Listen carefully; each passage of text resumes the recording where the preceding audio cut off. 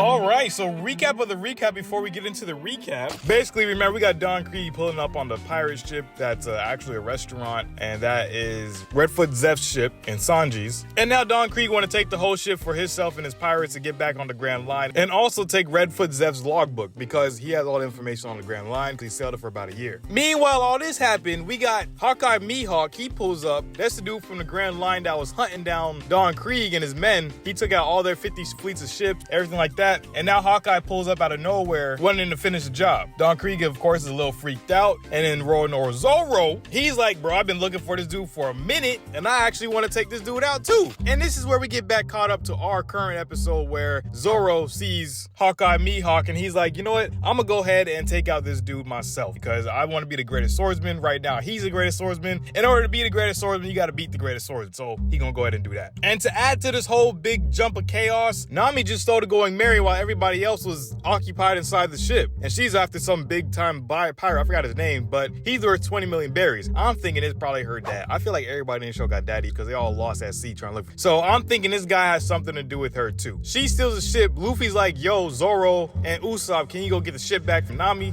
It's in sight still. We can still possibly get it. If you get to it, go ahead and take care of that. But Zoro's like, nah, my brother, I gotta go ahead and fight this guy because he's a guy that I want to become. Zoro pulls up on Hawkeye Mihawk. I don't think he's gonna get wiped out right away. Mihawk is looking at him like, bro, why are you even trying to challenge me? You're a swordsman. You can see what your weight class is like. You can see where I'm at. It makes no sense. What are you even up to? As Zoro's getting prepared to fight Mihawk, he's looking at him like, bro, why are you even holding this baggage? You look like you got something on your chest. Why are you even fighting? And then Zoro's like, you know, going through the whole backstory of losing Kuina, and he told her he was going to be the greatest swordsman, so he's trying to fulfill his promise, but he's trying to do it a little bit too early, as we can see. So Hawkeye's like, you know what, bro? I'm going to fight you, but I ain't going to fight you with my big sword. I'm going to fight you with a dagger because I ain't going to try to take out a fly with a cannon. So he's like, you know, you soft, but I'm going to show you how soft you are so you can actually get the hint that you're not a match. But he pulls out a freaking pocket knife, and he stops Zoro's onigiri with one little swipe. And it wasn't even really a swipe. It was like a poke my damn sword out swipe. So Zoro looking pretty weak right now. Right after this, Zoro gets chopped in the back of the neck, and this is when he starts having flashbacks of his past and why he's doing all this shit. And, you know, normally when dudes have flashbacks at this moment, they probably gonna die. So Zoro starts putting out all his ultimate little moves. He then goes into his little tiger trap stance. And then Mihawk, yo, just low-key slowly just shoves the dagger in his damn chest. And like, bro,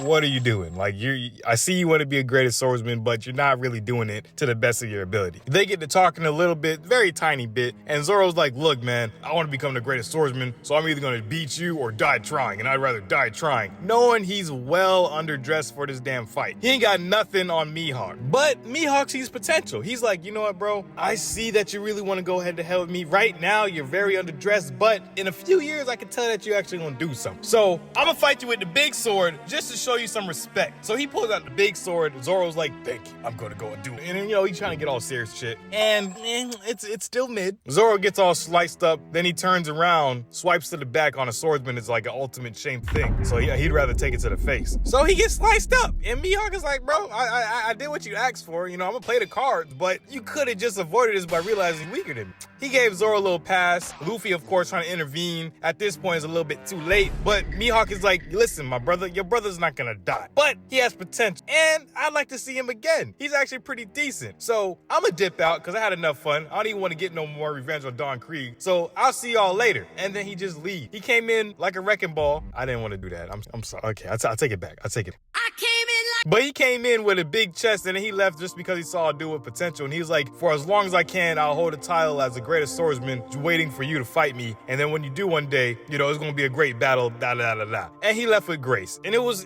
pretty decent, and, you know, it was respectful. We know we're going to see him in the future again, but that is it for Hawkeye, bro. Like, that's all we get from Mihawk. That's it. That's literally it. And then he disappears. Don Krieg tries to show up a little bit and try to like, no, you're not getting anywhere. And then he doesn't really shit because he's already gone. So we turn back to the restaurant and Don Krieg's men trying to take over the restaurant. And of course, this is where, you know, One Piece be drawing out they fights, bro. They acting like every anime ever, bro. Like Dragon Ball Z, Naruto, like so much bullshit. Being real with you, it's a little hard to watch One Piece at times with this dopamine fixed mindset I've developed because they be taking a long ass time to get to the point. And I be wanting to fast forward, but I'm like, no, you gotta stick through it. I gotta push past my limits, if you get what I'm saying, bro. Like it's sometimes it's hard. But anyway, let's get let's continue. Now, Don Krieg comes out with the real plan of why he wants this specific ship, the Barati, where the restaurant is located, right? Because this ship here looks so ridiculous that it will look like a ship that isn't a threat to anybody on the Grand Line. So when they pulling up in it on the Grand Line, they realize, bro, no one's gonna take us serious, so we'll have the ultimate sneak attack. And when explained like that, now I kind of get why he wants the ship so bad. So he's doing everything in his ability to go ahead and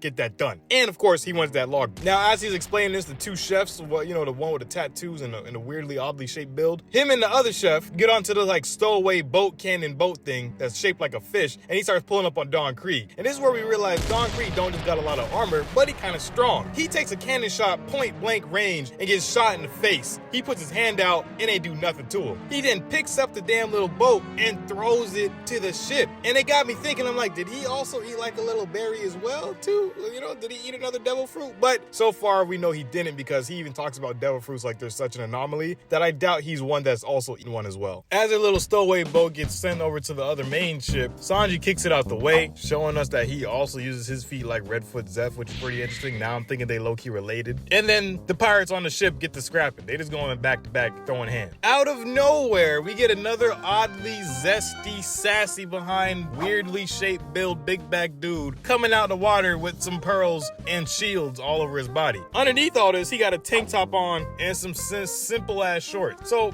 I really don't understand the character creation of this anime, but you know, we're gonna keep rolling with it. It's pretty interesting. Well, brother calls himself Mr. Pearl or something like that, and he's supposed to be somewhat strong, I guess. As he's introducing himself and all that, Luffy gets hit by a wrecking ball thrown by Don Krieg, and that sends him flying all the way over to the main ship where everybody fighting. He ends up knocking the Pearl dude in the back of the head, and then he starts having a nosebleed. The Pearl guy starts crashing out, starts clapping his little shields together, like that little wind-up monkey toy with the symbols in his hand. He starts acting like that, breathing all heavy and going crazy because he got a little nosebleed now due to Luffy falling and hitting him in the back of the head. Then Buddy starts turning into fire, and somehow he's like a Pearl fire guy, and he's setting fire to the ship that Don Krieg is low-key needing. Of course, Don Krieg is concerned, the pirate people are concerned, Sanji's concerned about the fire, but they still just gonna go ahead and keep scrapping anyway. Don Krieg tries to intervene again with his little wrecking ball chain thing, but Luffy ends up throwing it back, and then the sail ends up falling and slapping the Pearl dude in the back of the head, which pretty much knocks him out. And then out of nowhere, Gin, the guy they fed in the beginning of like episode 21 or something like that, the starving dude that they set free, he pops back up, and now he got the knife pointed at the head chef's head, showing complete betrayal, but still showing loyalty to Don Krieg. So he's ending, you know, he's acting like a true pirate. And this here brings us to the to be continued episode 26, I want to say. Now, I did watch the following episode. It went a little bit deep into Sanji's and the head chef's back history. I'm thinking that that's his pops, but it's showing that it's a little bit deeper than that. So I'm gonna make this one into a whole different video. It's kind of cool, and I didn't want to make these videos a little bit less long than I've been making them so far. So I'm gonna test it out for a little bit, see how y'all like it, and then we'll go from there, man. Anyway, this has been Marv with another recap of One Piece. This is part 8, I believe. And thanks again for sticking around, and I'll see you in the next video. Peace!